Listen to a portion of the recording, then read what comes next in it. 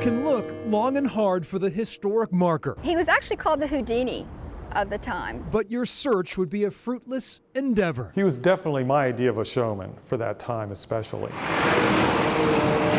9th and Grace Streets at Capitol Square. Absolutely. I think he became sort of a folk hero. Just happens to be the site of one of the most thrilling and least known chapters in Richmond's storied history. It was a tremendous spectacle with over 5,000 people.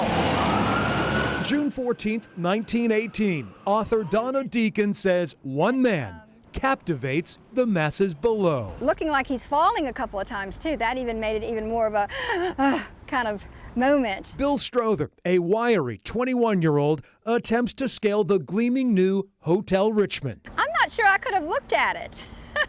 10 stories. He just did it with his own bare hands and his regular shoes on his feet. No rope, no net, and no fear. He said the key was not to look down, obviously. The key was not to look down. After 30 minutes, Strother reaches the top. I'm not sure it was guts. I think you just had to be sort of crazy. I mean, Deacon says the big-hearted North Carolina native scaled the hotel for philanthropic reasons. I think he thoroughly enjoyed it. Strother was collecting money for U.S. soldiers fighting in World War I. He raised $1,000 that night. A century after his high-flying fundraiser. Daredevil doesn't even describe him in my book.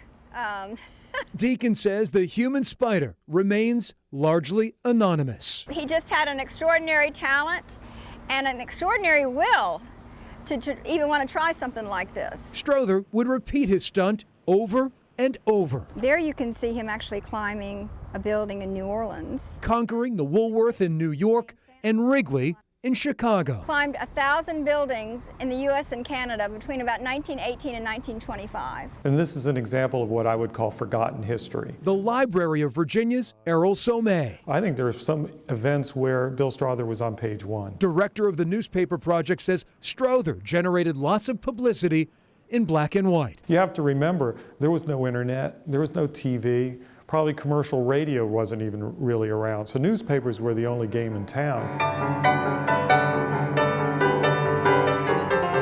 Strother's fame reached new heights when legendary silent film star Harold Lloyd convinced the Daredevil to star alongside him in the iconic movie Safety Last, playing Lloyd's sidekick, Limpy Bill. He was a master at what he did. But what moviegoers did not know, Strother also served as Lloyd's stunt double. It was Bill climbing, but dressed as Harold Lloyd. It would be Strother's one and only movie credit. After the film came out, he was actually doing some promotions for the film, climbing at theaters. It's beginning to look a lot like Christmas.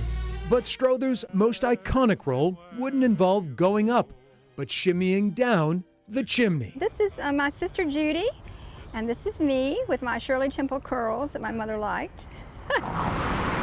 Just 4 blocks from his original stunt, Strother would thrill legions of Richmonders as Miller & Rose's legendary Santa. He was there from 1942 to 1956 as Santa Claus. The Saturday Evening Post even claimed Strother's St. Nick commanded $1,000 a week. Beautiful Santa Claus, don't you think? Donna Deacon says Strother set the bar high for all department store Santas. He changed the whole face of not only the Santa tradition here, but all over the country. Donna hopes the biography she penned will help shed light on this dynamic figure. To me, Bill is sort of like an onion, somebody that you would just pull layer after layer after layer.